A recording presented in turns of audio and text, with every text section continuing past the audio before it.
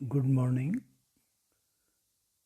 कृपया वीडियो को पूरा देखें और फिर उसको लाइक करें, और जिन्होंने अभी तक सब्सक्राइब नहीं किया है वो सब्सक्राइब ज़रूर कर दें, ताकि जो ही मेरा वीडियो आएगा तो आपको नोटिफिकेशन भी मिल जाएगा। तो आज का जो टॉपिक है वो है प्रभावशाली स्वास्थ्य समर्थन में रुकावटें, यानी barriers to effective health promotion. यह तो मानवीय बात है कि स्वास्थ्य समर्थन रोगों के रोकने में बहुत महत्वपूर्ण है। यानी जो ये कन्फर्म बात है कि जो हेल्थ प्रमोशन है या स्वास्थ्य समर्थन है वो रोगों को रोकने में बहुत महत्वपूर्ण है। इसके लिए स्वास्थ्य देखभाल में सावधानी की आवश्यकता है, किंतु यह खेद का विषय है कि सरकार तथा निजी संस्थाएं अथवा जनता व्यक्तिगत रूप से जितना बीमारी के उपचार में व्यय करते हैं उसका एक छोटा सा भाग भी बीमारी की रोकथाम यानी प्रिवेंशन में नहीं करते हैं। कहने का मतलब ये हुआ कि बीमारी आवे नहीं उसकी रोकथाम के लिए उतना नहीं करते हैं जितने कि दूसरा सरकार भी है या निजी संस्थाएं भी है, वो सब दूसरा काम करती है। उपचार में तो ज़्यादा करती है लेकिन रोकथाम पे नहीं करती है। जैसा कि आप देखते हैं सरकारें करोड़ों रुपए अस्पतालों को बनाने और उनके रख रखाव पर खर्च करती है, किंतु जब प्रश्न स्वास्थ्य संबंधी सावधानियों का होता है तो बहुत कम धन इसके लिए आवंटित करती है। इसके अतिरिक्त अधिकतर जन समुदाय अनेक अस्वस्थ आदतों को बना लेता है और अच्छे स्वास्थ्य व्यवहार को बहुत अधिक महत्व नहीं देता। ऐसा क्यों होता है? ऐसा इसलिए होता है कि हमारे समाज में अधिक प्रभावशाली स्वास्थ्य समर्थन यानी हेल्थ इफेक्टिव कार्यक्रम के नहीं होने के 4 प्रमुख कारण दिए जा रहे हैं। यानी हेल्थ प्रमोशन जो है वो नहीं होने के 4 प्रमुख कारण दिए जा सकते हैं। वह यह है, उसमें फर्स्ट है कि चिकित्सकों या डॉक्टरों की सावधानियां की और अभिवृत्तियां, यानी एटीट्यूड टूवर्ड्स डॉक्टर प्रिकॉशंस। चिकित्सक क्या करते हैं कि अधिक रुचि रोग उपचार में लेते हैं, न कि रोग की रोकथाम में, यानी उसका ट्रीटमेंट में ज़्यादा रुचि लेते हैं और रोग की नहीं हो या रोकथाम के अंदर उतनी नहीं करते हैं। ये उनका एटीट्यूड है डॉक्टरों का सामान्यतः। चिकित्सा संस्थानों का लक्ष्य जब बीमारी हो जाए तब उसके उपचार के लिए उपायों पर है। जब बीमारी हो जाती है तो उसके लक्ष्य जो है हमें हमेशा उसके उपचार के लिए, न कि बीमारी होने ही नहीं दी जाए। जबकि बीमारी नहीं होगी तो ये समस्या ही नहीं होगी, तो ज़्यादा जो है वो उपचार में ज़्यादा करते हैं, बीमारी न होने में कम करते हैं। यद्यपि यह सब मान लिया गया है कि कुछ व्यवहारिक तत्व जैसे धूम्रपान यानी स्मोकिंग, मोटापा और व्यायाम यानी एक्सरसाइज की कमी दीर्घकालीन रोग, लॉन्ग टर्म रोगों का कारण होते हैं। जैसे स्मोकिंग करते हैं, एक्सरसाइज जो नहीं करते हैं, तो ये सब जो लॉन्ग टाइम जो रोग है उनके कारण होते हैं। फिर भी इस मान्यता का प्रभाव सावधानी पर बल देने पर नहीं पड़ा है, क्योंकि औषधि का इतिहास यही रहा है कि जब रोग हो जाए तब उपचार किया जाए, न कि रोगों की रोकथाम की जाए। यानी जब रोग हो जाता है, डिजीज हो जाती है, तो उपचार किया जाए, रोकथाम या प्रिवेंशन के ऊपर नहीं। इस कारण रोग के खतरे वाले तत्वों पर ध्यान देना कठिन हो जाता है, तो खतरों पर ध्यान नहीं दिया जाता है। इस कारण यह आवश्यक है कि इससे पहले कि स्वास्थ्य प्रोत्साहन को चिकित्सा अभ्यास में गति मिल सके, चिकित्सा संस्थानों के दृष्टिकोण में परिवर्तन लाया जाए। तो जो चिकित्सा के संस्थान हैं, इंस्टीट्यूशन है, उनके दृष्टिकोण में या उनके एटीट्यूड में परिवर्तन लाया जाए। एक अन्य कारण जो प्रभावशाली रोकथाम के कार्यक्रम में कमी का है वह ऐसे व्यक्तियों की पहचान के लिए उचित विधियों का नहीं होना जो रोग के खतरों के कगार पर हैं और उनके ऊपर खतरे किस प्रकार के हैं इसका भी आंकलन नहीं कर पाना, और उन्हें यह नहीं सिखा पाना कि व्यवहार में क्या रूपांतर लाना है। दूसरा है मनोविज्ञान के क्षेत्र की समस्याएं, यानी problems in the field of psychology. यानी मनोविज्ञान के क्षेत्र की समस्या क्या है? एक महत्वपूर्ण रुकावट जो गंदी स्वास्थ्य संबंधी आदतों की रोकथाम में होती है वह यह है कि बालक उन्हें परिवार और घर के वातावरण से सीखता है। बच्चा जो है वह ये परिवार और घर का जो इन्वायरमेंट होता है उससे सीखता है और उसके मॉडल उसके पेरेंट्स होते हैं। जैसे अभिभावक धूम्रपान करते हैं, उनके बच्चों में धूम्रपान करने की या स्मोकिंग करने की आदत बनने की अधिक संभावना होती है। यानी जो पेरेंट्स स्मोकिंग करते हैं तो उनके बच्चों में भी स्मोकिंग करने की आदत की संभावना थोड़ी ज़्यादा होती है। मोटे माता पिता में कि मोटी संतान होने की संभावना भी ज़्यादा होती है। यदि पेरेंट्स जो है वो मोटे हैं तो उनकी जो संतान है वह भी वैसी होने की संभावना ज़्यादा होती है।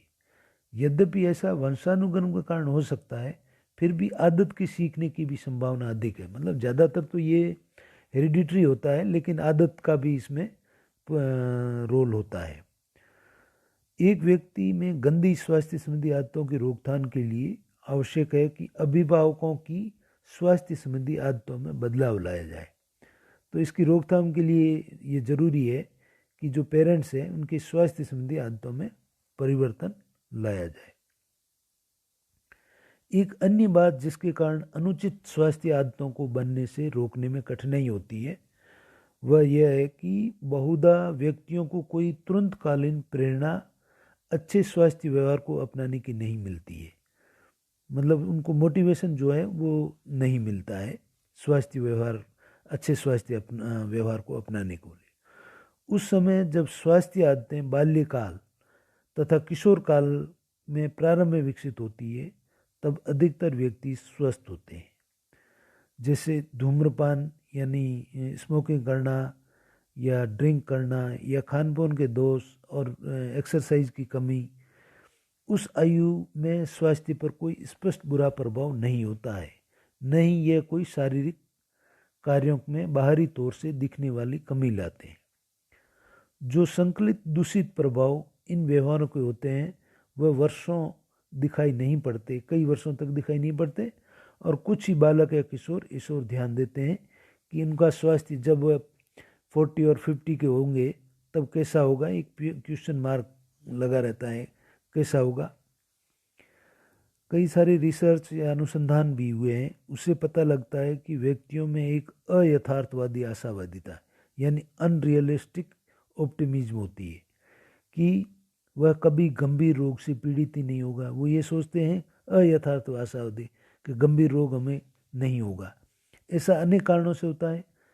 इसके कई कारण हैं। जैसे पहले तो व्यक्ति यह अतिशयोक्ति धारण रखते हैं कि वो अपने स्वास्थ्य पर नियंत्रण रख सकते हैं।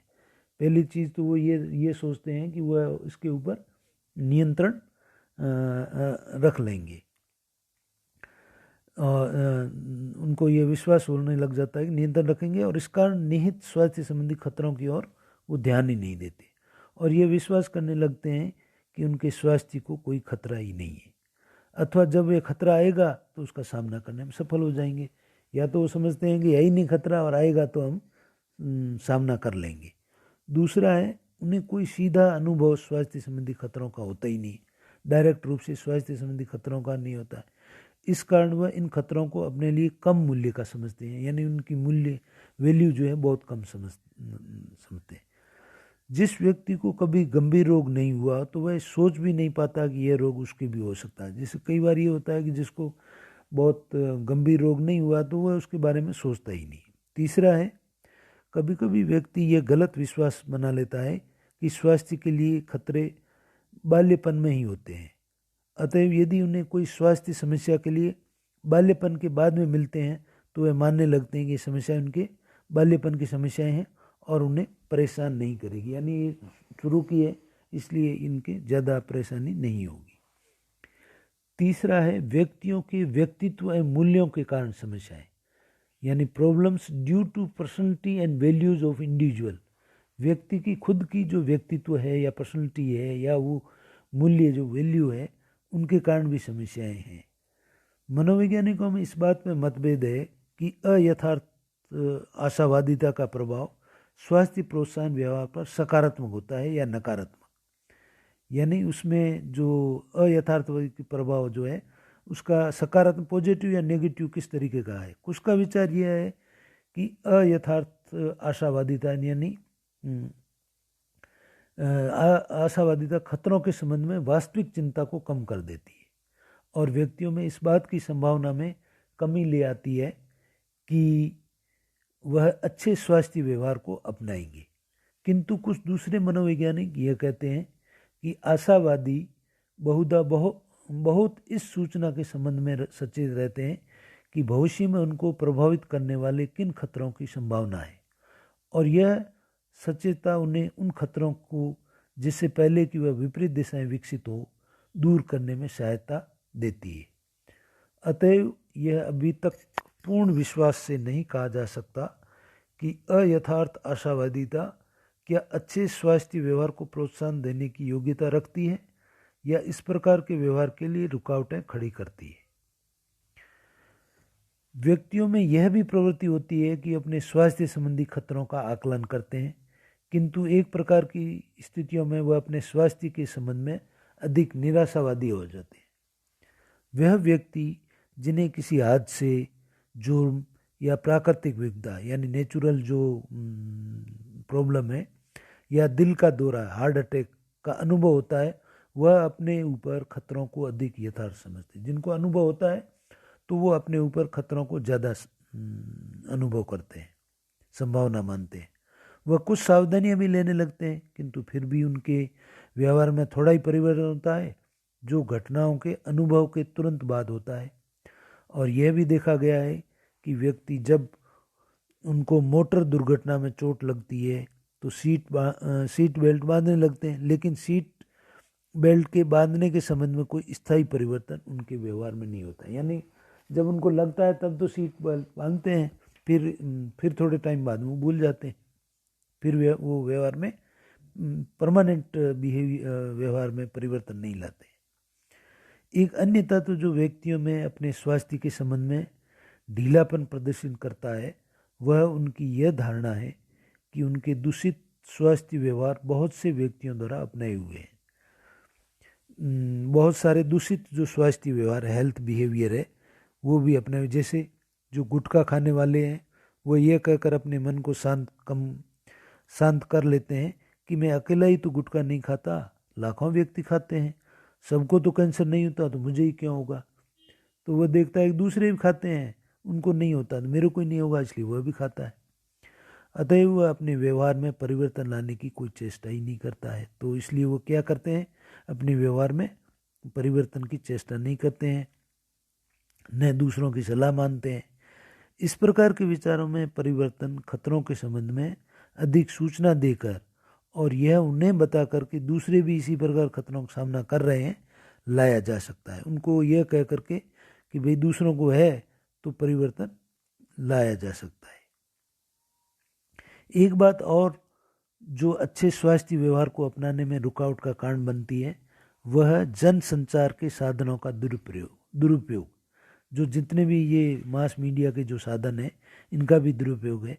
ये इस तरीके से कि एक दिन ये विज्ञापन लिखता है कि अंडे या दूध का सेवन स्वास्थ्य के लिए हानिकारक है, तो दूसरे दिन किसी डॉक्टर या रिसर्चर के हवाले से विज्ञापन आ जाता है कि स्वास्थ्य बनाने के लिए अंडे खाना या दूध पीना आवश्यक है।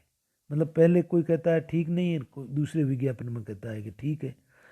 यह स्थिति व्यक्तियों के मन में भ्रम या इल्यूजन पैदा करती है और यह अच्छे स्वास्थ्य व्यवहार के प्रवर्तकों की शंका की दृष्टि से देखने लगते हैं। अच्छे स्वास्थ्य व्यवहार के प्रवर्तकों को शंका, डाउट के रूप में देखते हैं। लास्ट है, चौथा है स्वास्थ्य आदतों संबंधी तत्व जो स्वास्थ्य समर्थन में रुकावटें उत्पन्न करती है, यानी health habit factors that create barriers in health promotion. स्वास्थ्य संबंधी आदतों में रूपांतर लाने में कठिनाई उत्पन्न करने वाले 3 पक्षों का वर्णन किया जा सकता है। उसमें पहला है कि हम स्वस्थ आदतों के संबंध में बहुत कम जानकारी रखते हैं। जो स्वास्थ्य आदतों समस्या है कि हम स्वास्थ्य आदतों के संबंध में जानकारी, इन्फॉर्मेशन कम रखते हैं। हमें इस बात की बहुत कम जानकारी है कि कब और कैसे कमज़ोर स्वास्थ्य संबंधी आदतें बनती है। कुछ ऐसे कमज़ोर आदतें जैसे स्वास्थ्य के लिए हानिकारक भोजन खाना, एक्सरसाइज नहीं करना, ये धीरे धीरे विकसित होती है। दूसरा है, स्वस्थ आदतें बहुत कम आपस में संबंधित होती है। एक स्वस्थ आदत की जानकारी आवश्यक रूप से दूसरों के संबंध में पूर्वानुमान लगाने में सहायक नहीं होती। एक व्यक्ति जो कसरत की आदत रखता है, यह कोई आवश्यक नहीं है कि कार चलाते समय सीट बेल्ट लगाए। यानी जो कसरत की आदत है वो देखता है कि कोई ज़रूरी नहीं है सीट बेल्ट लगाना, गाड़ी चलाते समय सीट बेल्ट लगाना। तीसरी है, स्वस्थ आदतों की विशेषता यह है कि ये अस्थायी होती है। एक व्यक्ति गुटखा खाना छोड़ देता है किंतु जब कोई परेशानी उसे होती है तो फिर उसे खाने लगता है। मतलब एक बार तो ये अस्थायी होती है, एक बार लगता है तो छोड़ देता है, और जब कोई दूसरी परेशानी होती है तो वो खाने लग जाता है। तो इस तरीके से ये स्वास्थ्य संबंधी जो आदतें हैं उसको ये भी एक स्वास्थ्य समर्थन में रुकावटें पैदा करती है। Thank you very much.